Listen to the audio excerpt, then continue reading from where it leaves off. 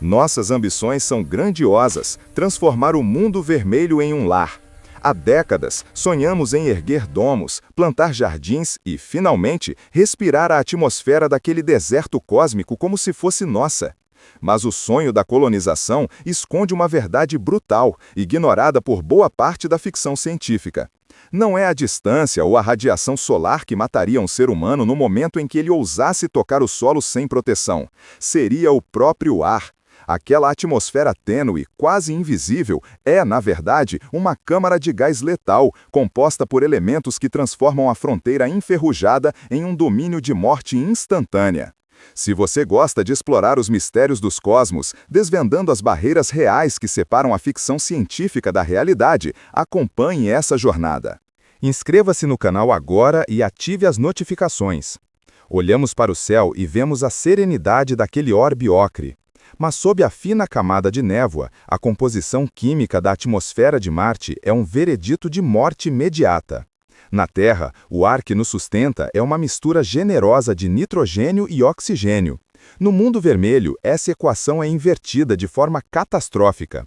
Estamos falando de um domínio onde mais de 95% da massa gasosa não é apenas inútil para a vida humana, é ativamente corrosiva ao nosso metabolismo. O vilão principal é o dióxido de carbono, CO2. Aqui, ele é um traço, essencial para as plantas e para o efeito estufa. Lá, ele é o alicerce de toda a atmosfera. Entrar em contato com essa concentração avassaladora não resulta apenas em asfixia pela falta de O2, embora isso seja uma certeza. O perigo mais imediato e menos compreendido é a hipercapnia. Nossos corpos são sensíveis à mínima elevação de CO2 no sangue. Quando essa concentração atinge os níveis estratosféricos presentes no vizinho cósmico, o sistema nervoso central entra em colapso. É uma intoxicação rápida, silenciosa, que desliga as funções vitais antes mesmo que o cérebro consiga registrar a dor. E a toxicidade não é apenas sobre o que o ar contém, mas também sobre o quão pouco dele existe. A pressão atmosférica na superfície do deserto cósmico é ínfima, menos de 1% da pressão que sentimos ao nível do mar na Terra. Se um explorador ousasse remover o capacete, o 95% de dióxido de carbono não teria nem tempo de sufocá-lo completamente. A baixa pressão extrema causaria um fenômeno chamado ebulismo. A água e os gases dissolvidos em seu sangue começariam a ferver a 37 graus Celsius, a temperatura normal do corpo humano. O gás carbônico, juntamente com o vapor d'água, formaria bolhas nos tecidos, rompendo vasos e causando uma morte dolorosa e instantânea. O ar do mundo vermelho não é apenas um vazio, é um coquetel letal de alta concentração de gás asfixiante e baixíssima pressão. Mas o dióxido de carbono e a ebulificação são apenas os desafios mais óbvios e imediatos. Escondidas nessa fina névoa de gás e poeira, existem outras ameaças químicas, elementos traço que, ao longo de uma estadia prolongada, transformam o ar rarefeito em um veneno crônico, atacando pulmões, células e até mesmo o DNA dos futuros colonos. E a mais insidiosa destas ameaças está ligada à própria cor daquele orbe. A cor da fronteira enferrujada não é apenas estética, é um aviso.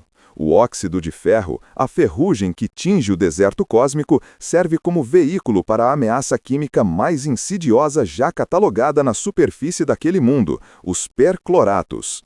Essas substâncias não são estranhas à Terra, mas no orbe vizinho elas existem em concentrações alarmantes, cobrindo vastas extensões de poeira. Percloratos são sais altamente oxidantes, formados pela interação brutal da radiação ultravioleta do Sol com os minerais de cloro presentes no solo. Quando as tempestades de poeira, que podem cobrir o globo inteiro por meses, se levantam, esses cristais tóxicos não ficam presos ao regolito. Eles se tornam aerossóis, micropartículas que flutuam na atmosfera rarefeita e se infiltram em absolutamente tudo. Para o colono, o perigo é duplo. Primeiro, a poeira adere magneticamente aos trajes e equipamentos. Ao entrar no habitat, essa contaminação é liberada, garantindo que o ar filtrado da cabine contenha inevitavelmente uma dose crônica do veneno. Em segundo lugar, o perclorato não é um irritante imediato, é um sabotador silencioso do sistema endócrino. O maior risco biológico desses sais é sua capacidade de bloquear a absorção de iodo pela glândula tireoide. O iodo é essencial para a produção dos hormônios que regulam o metabolismo, a energia e até mesmo o desenvolvimento cognitivo. Uma exposição prolongada, mesmo em quantidades relativamente pequenas, resulta em hipotireoidismo crônico. No mundo vermelho, isso não seria apenas uma doença tratável com pílulas, seria uma epidemia incapacitante, fadiga extrema, névoa cerebral e desregulação térmica em um ambiente onde cada caloria e cada decisão são cruciais para a sobrevivência. Estamos falando de um envenenamento sistêmico e lento, transformando o desafio da respiração em um problema metabólico fundamental. A poeira que torna o céu cor de damasco não é inerte. É uma sopa de percloratos que, ao ser inalada ou ingerida através de alimentos cultivados localmente, mesmo que minimamente contaminados, desmantela a capacidade humana de funcionar. Mas a toxicidade do ar não se resume à poeira que sobe. Abaixo do fino véu de dióxido de carbono e percloratos, existe uma ameaça molecular mais fugaz, uma que depende da dança cósmica entre a radiação solar e os gases vestigiais. Quando os raios cósmicos e a intensa radiação UV rasgam as moléculas de CO2 e N2, eles produzem radicais livres altamente reativos e instáveis, elementos que, mesmo em traços infinitesimais, podem destruir membranas celulares e danificar o DNA. E um desses subprodutos, incrivelmente mais poderoso que o CO2, é o verdadeiro fantasma químico daquele deserto cósmico. O que acontece quando o ar que você respira é, ao mesmo tempo, um oxidante potente e um acelerador de mutações genéticas? A resposta está nos gases vestigiais criados não pela geologia, mas pela própria ausência de um escudo magnético protetor. A fronteira enferrujada não tem defesa. O Sol, que nutre a vida na Terra, é, neste mundo vermelho, um agressor implacável. Sem um campo magnético robusto para desviar o vento solar, aquele fluxo constante de partículas carregadas e radiação de alta energia, a atmosfera rarefeita de dióxido de carbono é bombardeada sem trégua. Essa colisão não é apenas erosiva, é alquímica. A radiação cósmica e solar, que penetra profundamente, está constantemente quebrando as poucas moléculas de CO2 e os traços de vapor d'água presentes. O resultado é a gênese de um coquetel químico invisível, as espécies reativas de oxigênio, ROS. Pense no ozônio. Na Terra, ele é nosso guardião, filtrando raios ultravioleta nas camadas superiores. No deserto cósmico, ele se forma perigosamente perto da superfície, gerado pelo impacto incessante da radiação contra o oxigênio liberado. Em concentrações terrestres, o ozônio é um veneno pulmonar, mas em Marte, ele é a ponta de um iceberg oxidante. O verdadeiro perigo reside nos superóxidos e nos radicais hidroxila. Estas são moléculas de oxigênio altamente instáveis e eletricamente desequilibradas, desesperadas para reagir, para roubar elétrons de qualquer coisa que chegue perto, incluindo o tecido orgânico humano. Respirar essa mistura rarefeita de CO2 seria como inalar um desinfetante industrial. O ar marciano não apenas sufocaria por falta de oxigênio, ele atacaria quimicamente. Ao atingir os alvéolos pulmonares, essas espécies reativas de oxigênio iniciariam uma cascata de danos celulares. É uma oxidação violenta e acelerada, destruindo membranas lipídicas e proteínas vitais. O sistema respiratório entraria em colapso inflamatório maciço. O ar marciano está, ironicamente, tentando ativamente oxidar a vida para fora da existência. E a ironia se aprofunda quando consideramos que esse gás tóxico não opera isoladamente.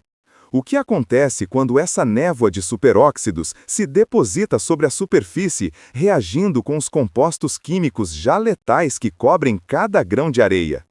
A toxicidade se multiplica, criando uma armadilha biológica que transcende a mera asfixia. É o encontro explosivo entre o veneno aéreo e o veneno terrestre.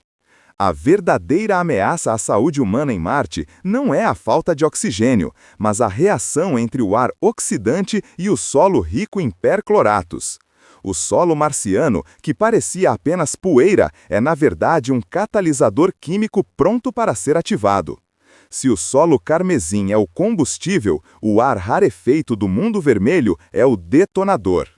A fronteira enferrujada não possui um campo magnético protetor nem uma espessa camada de ozônio. O Sol banha o deserto cósmico com um fluxo incessante de radiação ultravioleta. Esta energia, que seria fatal por si só, tem um efeito químico ainda mais insidioso. Ela transforma a fina capa gasosa em um oxidante ativo, algo muito mais agressivo do que a simples falta de O2.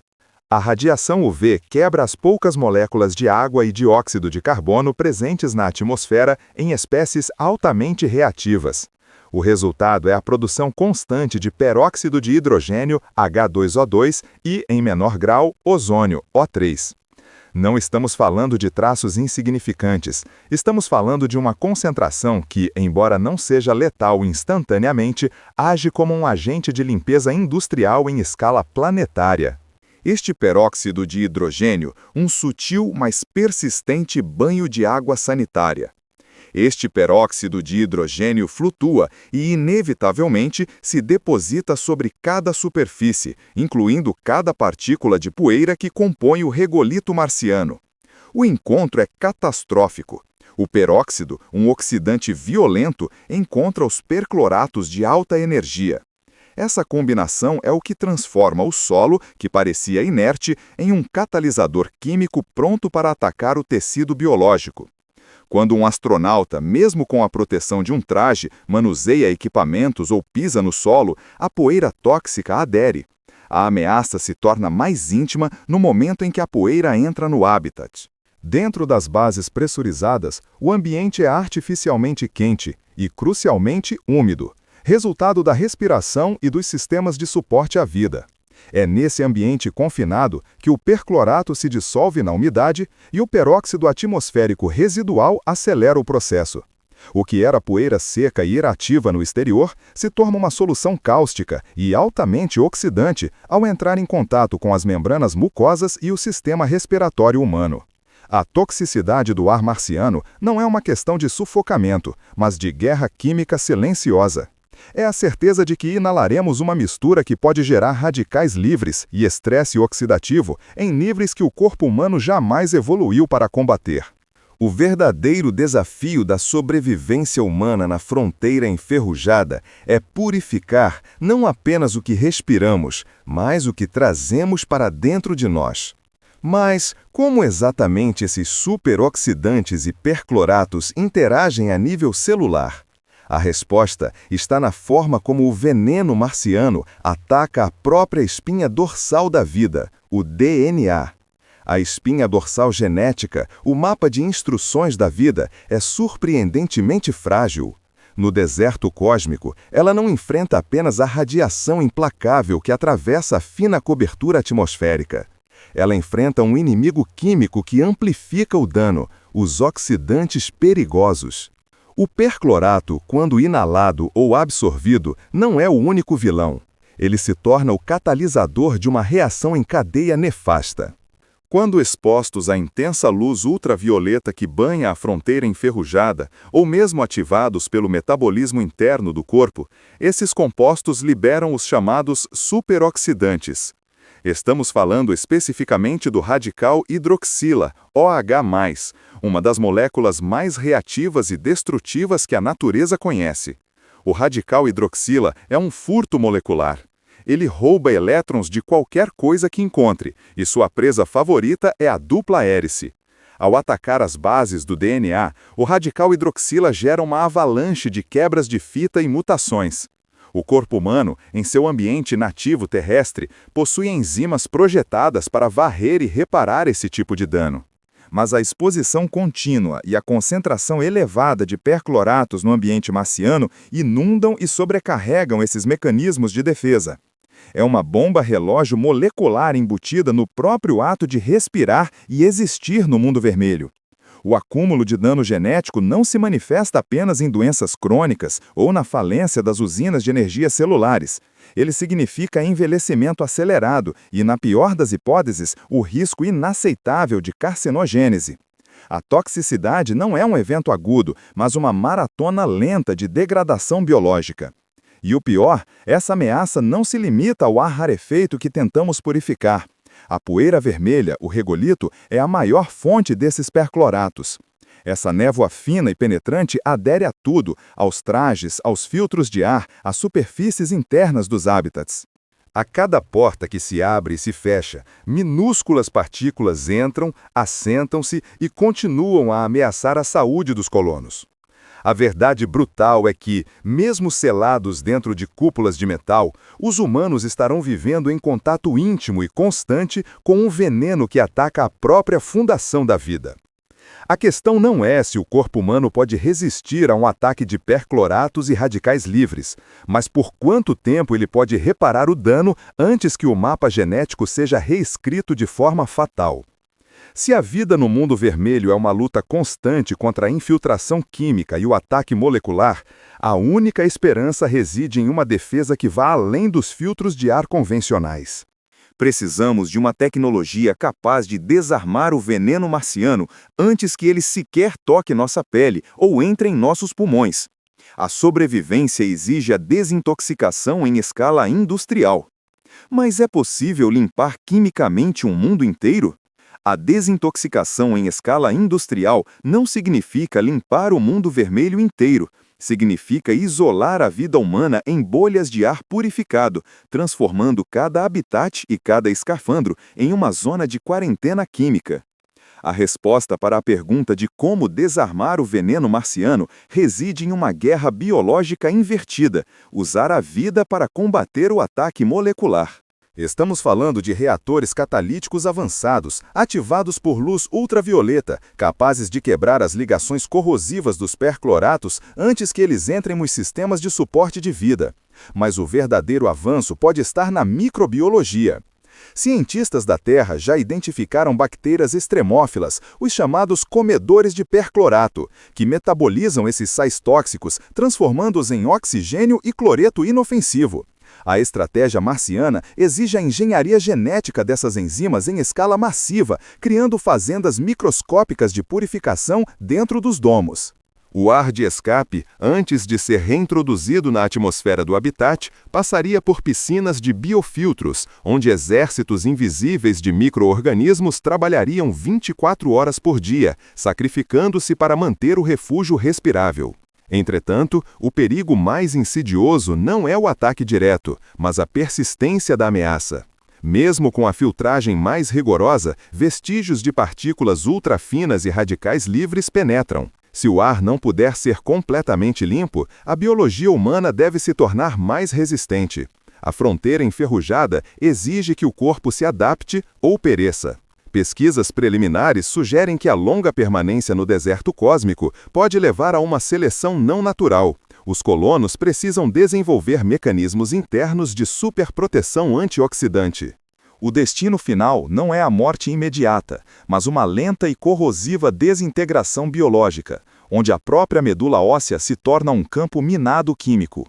O preço da falha é o câncer em estágio avançado, a disfunção da tireoide e a infertilidade generalizada, legados de uma química hostil. O ar de Marte não é apenas um problema de engenharia, é uma questão de evolução forçada. Para sobreviver, o humano precisa se tornar ele próprio um escudo molecular vivo. A colonização do mundo vermelho, portanto, não é sobre replicar a Terra em outro lugar, é sobre aceitar a transformação. É sobre construir uma nova humanidade, geneticamente otimizada para resistir ao veneno que satura o novo lar. O sonho de uma segunda chance para a civilização vem com um custo biológico inimaginável. Olhamos para o céu carmesim, não mais em busca de vida alienígena, mas temendo o que a própria química do solo e do ar fará conosco. A verdade sobre o ar marciano é que ele é um assassino silencioso, um agente corrosivo que reescreve a vida a nível molecular. A jornada para o deserto cósmico não é apenas a busca por um novo lar, mas um experimento de sobrevivência que redefine o que significa ser humano. Estamos prontos para pagar esse preço? A resposta está suspensa, flutuando no ar fino e venenoso da fronteira final.